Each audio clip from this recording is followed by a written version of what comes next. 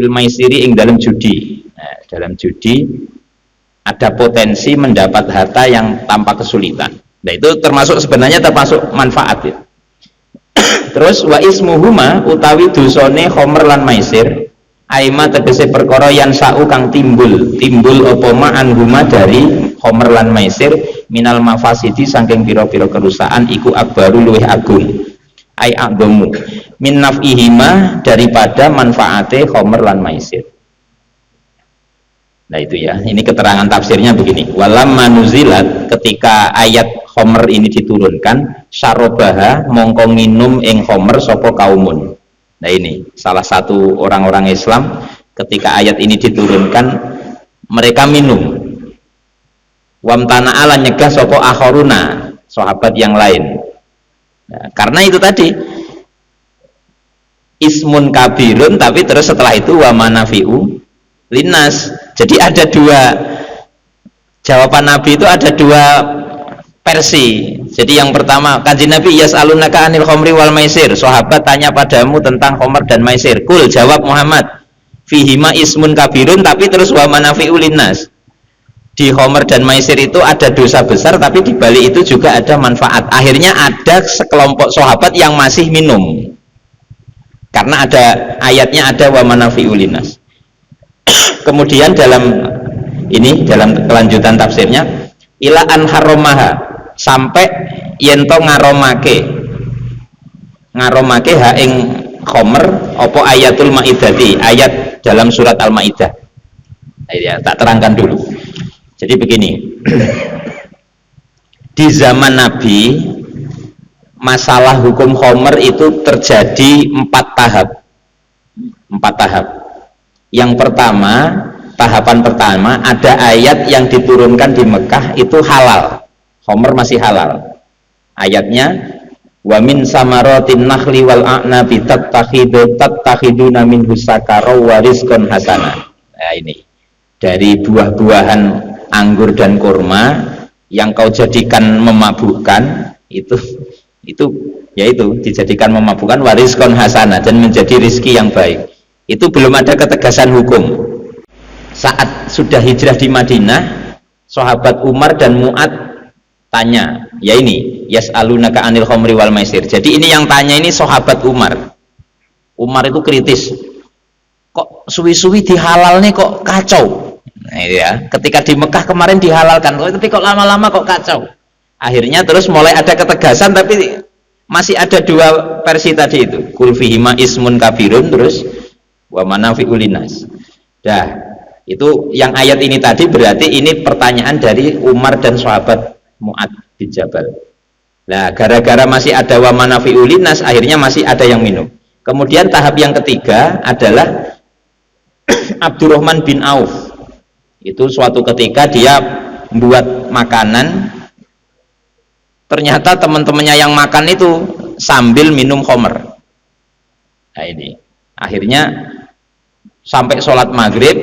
Setelah sholat maghrib pas membaca surat itu kul ya ayyuhal kafirun, seharusnya la a'buduma tak budun. Lah ini lanya itu enggak kebaca gara-gara mabuk.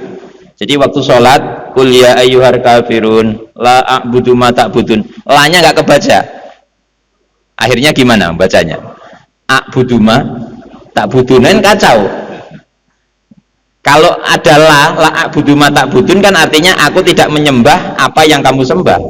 Tapi ini lanya hilang gara-gara mabuk. A'buduma tak budun, saya menyembah apa yang kamu sembah. Akhirnya malah nyembah berhala, melok-melok wong kafir. Nah ini kacau. Akhirnya Abdurrahman bin Auf, waduh, gara-gara saya ngundang makan bareng, teman-teman saya pada mabuk, setelah makan mabuk, setelah maghrib pas sholat maghrib bacanya salah. Akhirnya geger, lapor ke Kanjeng Nabi. Gimana ini Kanjeng Nabi?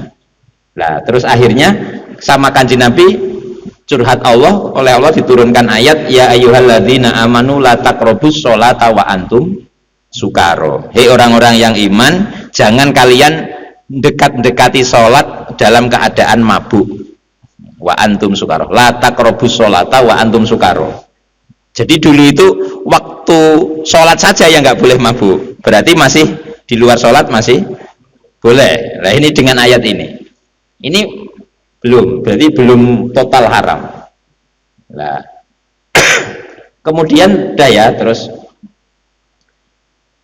kemudian tahap yang keempat. Nah ini tahap yang keempat, ini haram mutlak. Ini ada sahabat Utban bin Malik, ini sama, Utban bin Malik itu juga sama, makan bareng dengan teman-temannya, kemudian mereka sembari gitu juga ada homernya. Nah ketika minum homer mereka itu nyanyi-nyanyi, dengan mabuk itu nyanyi-nyanyi, kemudian nyanyiannya itu ada yang jorok, terus nyanyiannya ada yang menghina Islam, tapi kan nggak sadar. Akhirnya terus Utban bin Malik ini juga curhat ke Kanjeng Nabi, duh Kanjeng Nabi ini gimana ini. Terus akhirnya sahabat Umar usul, Kanjeng Nabi udah hukumnya dipertegas saja. Jadi 3 tahap yang pertama ini kan 3 tahap yang masih di Mekah ini kan nggak tegas, yang kedua nggak tegas, yang ketiga waktu sholat saja, waktu haram, yang di luar sholat masih boleh. Akhirnya sahabat Umar usul, udah Kanjeng Nabi dipertegas saja hukumnya. Lah ini usulan sahabat Umar, udah dipertegas saja hukumnya. Lah ini tak bacakan ya. Faqala Umar, Allahumma bayyin lana fil khamri bayanan syafian. Ya Allah, jelaskan bagi kami hukum khamr dengan sejelas-jelasnya, nggak usah abu-abu. Kalau sholat boleh, sholat nggak boleh, tapi waktu di luar sholat boleh, kan nggak tegas.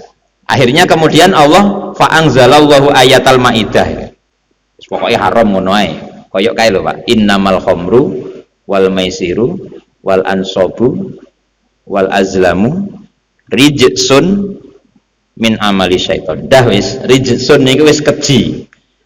Wis keji iki ya wis najis, ya haram, min amali syaiton lagi. Tindakan setan. Dah wis. Jadi wis saat itu langsung. Terus akhirnya dipertegas lagi oleh Nabi kullu muskirin khamrun wa kullu khamrin haramun. Dah wis tegas. Jadi setiap memabukkan itu khamr dan setiap khamr itu haram.